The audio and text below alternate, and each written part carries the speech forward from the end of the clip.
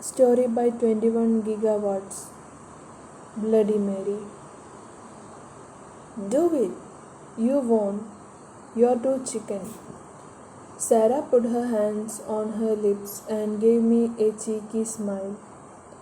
I wasn't expecting to be bullied into ASEANs at my first sleepover, but Jackie, Sarah, and Alice were insistent. We weren't the closest friends. In fact, I only agreed to invite them because Mom was worried about my social skills. We were all in third grade, also blind to the perils of the world. I had to prove that I was no chicken. There would be no hearing the end of it otherwise. So I went inside, locked the door, and faced the mirror. Bloody Mary, Bloody Mary, Bloody Mary, Mary. A moment passed, then another, then slowly materializing in the corner of the reflection, a little girl who looked barely older than me. Mm, mm, Mary? I stammered. The girl nodded sleepishly. I thought you would be well.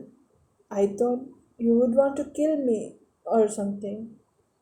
Mary shook her head. I began to step towards the door. Well, I met you now. I think I'll be heading back out. Suddenly, Mary raced towards and pressed her palms against the mirror surface. Her eyes were like saucers. She looked terrified, like she thought I was a ghost in this situation. I didn't know what to do, so I stepped out of the bathroom and shut the door. My friends surrounded me. We heard you talking in there. Who you talking to? Alice asked. I shrugged. Mary, she was nice. Not anything like you said. They laughed and then promptly forgot about it. Jackie led the way and we went down to the kitchen to eat cheeses and watch returns of goosebumps. Later the night, when they were all asleep, I snuck back upstairs to visit my new friend again. Bloody Mary, Bloody Mary, Bloody Mary. There she was. How old are you? I asked. Do you go to the school? How do you end up here? How did you end up here? In my house. Mary tilted her head to one side, amused. No one's ever asked me my name gently before, she said. Everyone's terrified, or laughing about it, or not taking it seriously. That's why I never appeared to anyone. They're scared of what they don't see. She looked at me intently. But you're not scared. So I decided to come out. I need your help. I nodded firmly. What can I do? Mary sighed. Well, I don't know really. I'm bored, that's all. I think I passed away a long time ago, and ever since then I wandered from mirror to mirror looking for someone who wouldn't laugh at me. We talked for hours after that. I told her about my life and she about hers, what she remembered anyway. In the days that followed, I visited her every night after my parents had gone to sleep. We talked about animals and boys and TV shows and books and science and love. But on the 13th night of our visit, Mary looked exhausted. I'm so tired, she said.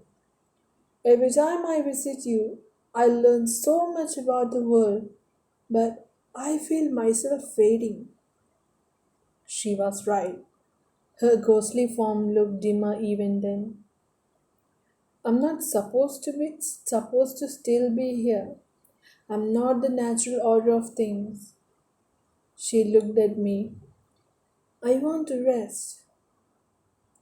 Mary glanced towards the edge of the sink.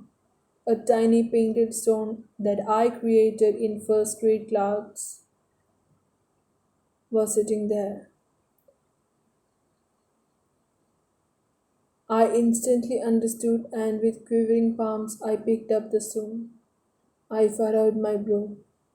I don't want you to go. It's all right, Mary said.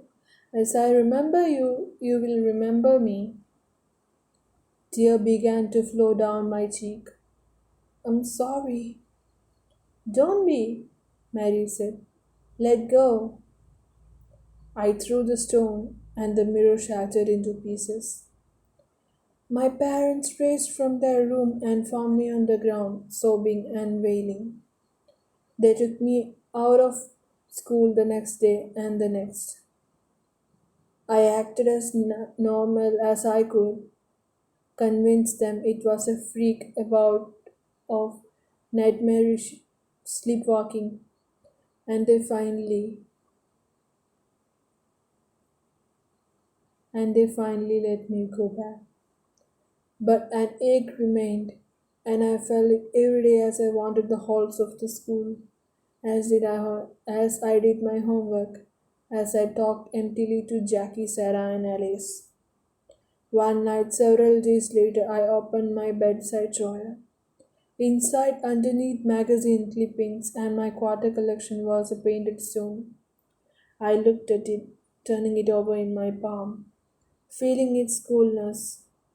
Then I clutched it tightly, knowing precisely who had placed it there. In that moment, I knew Mary was free.